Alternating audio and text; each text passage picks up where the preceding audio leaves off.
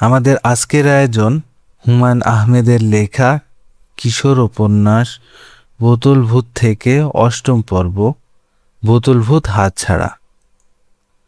বোতল ভূত হাতছাড়া হওয়ায় আমাদের বাড়ির সবাই খুব খুশি। বড় চাচা বললেন, বাঁচা গেল, আপদ বিদায় হয়েছে। আমার বাবা বললেন, এইসব আজে বাজে জিনিস বাড়িতে না থাকাই ভালো। কুরু আপা মুখ বাঁকা করে বললেন, একটা কুসংস্কার বাড়ি থেকে গেছে, এটা একটা সুসংবাদ। আমার মন খুব খারাপ হয়ে গেল। রাতে ঘুমোতে যাবার আগে রোজ একবার করে বলি, ও ভাই বোতল ভূত, ফিরে এসো।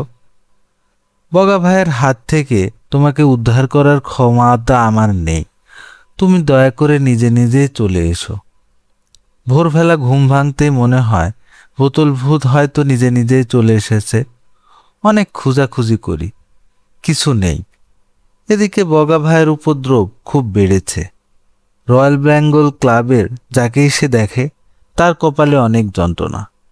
একদিন মুনিরকে ধরে ধোলাই দিয়ে দিল।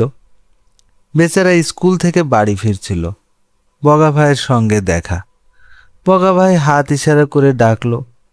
মুনির না দেখার ভান করে চলে যাচ্ছে। বগা ভাই দৌড়ে এসে শার্টের কলার চেপে ধরল, কড়া গলায় বলল, কি চোখে দেখতে পাস না?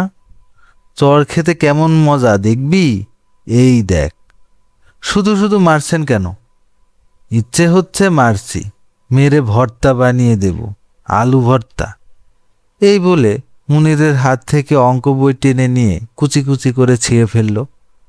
মুনির কাঁদতে কাঁদতে বাড়ি ফিরল। আমিও একদিন ধরা পড়লাম। আমার সাথে তোতলা রঞ্জু। আমাদের ক্লাসে 3 জন রঞ্জু, এদের একজন শুধু রঞ্জু, অন্য দুজনের একজন তোতলা রঞ্জু, অন্যজন মাথা মোটা রঞ্জু। মাথা মোটা রঞ্জুর মাথাটা শরীরের তুলনায় অনেক বড়, আর তোতলা রঞ্জু ভয় পেলে তোতলাতে শুরু করে। বগা ভাইকে দেখে তার তোতলামি শুরু হয়ে গেল। বগা ভাই বলল, তারপর কি খবর? আমি গম্ভীর হয়ে বললাম, ভালো খবর। কিরকম ভালো খবর? এখন টের পাবি, কানে ধরে 100 বার উঠবস কর। তোতলা রঞ্জু সঙ্গে সঙ্গে উঠবস শুরু করলো। আমি ক্ষীণ স্বরে বললাম, কেন? আবার মুখে মুখে কথা, সাহস বেশি হয়ে গেছে। এমন ধোলাই দেব যে 2-এর ঘরের নামটা ভুলে যাবি। এখন আর সঙ্গে বোতল ভূত নেই যে বেঁচে যাবি। আমি দীর্ঘ নিঃশ্বাস ফেলে উঠবস শুরু করলাম। কি দরকার ঝামেলা করা? কানে ধরে উঠবস করতে তো আর খুব কষ্ট হয় না, শুধু একটু লজ্জা। বগা ভাই বলল, বোতল ভূত ফেরত চাস? যদি ফেরত চাস তাহলে 200 উঠবস করতে হবে। 200 বার করলে ফেরত দেবে? সেই সঙ্গে 50টা টাকা দিতে হবে, নগদ কারবার। টাকা পাবো কোথায়? আমি তার কি জানি, টাকা নিয়ে আয়, বোতল ফেরত পাবি। এই যন্ত্রণার বোতল ফেরত দিয়ে দেব। ভূত দিয়ে আমার দরকার নেই, আমি নিজেই ভূত। 50 টাকা জোগাড় করতে কি যে কষ্ট হলো। রয়্যাল বেঙ্গল ফুটবল ক্লাবের সবাই চাঁদা দিল।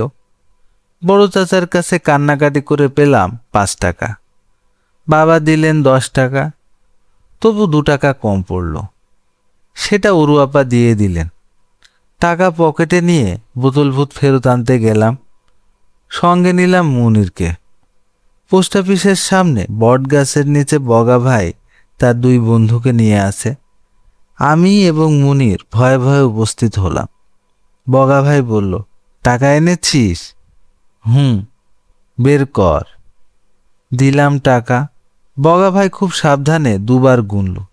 টাকাটা পকেটে রেখে থমথমে গলায় বলল, দাঁড়িয়ে আছিস কেন, বাড়ি চলে যা। বোতল ভূত ফেরত দাও। কথা বললে চড় খাবি, চড় দিয়ে দাঁত ফেলে দেব। বোতল ভূত ফেরত দেবে না, তাহলে টাকা নিলে কেন? এটা হচ্ছে তোর ভূত পোষার খরচ, যা এখন।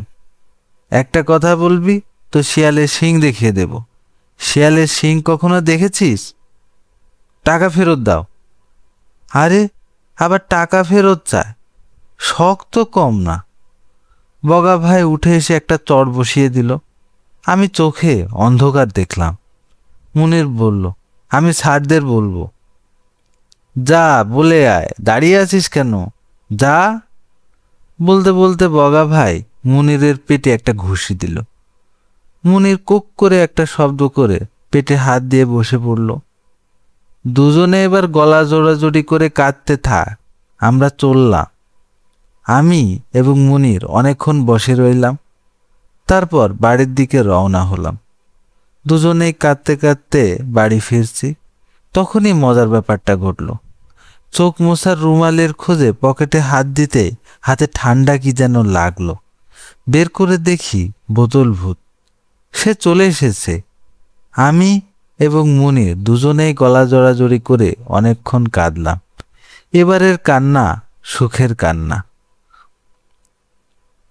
এতক্ষণ আপনারা শুনছিলেন হুমায়ুন আহমেদের লেখা বোতল ভূত উপন্যাস থেকে বোতল ভূত হাতছাড়া। ধন্যবাদ সবাইকে।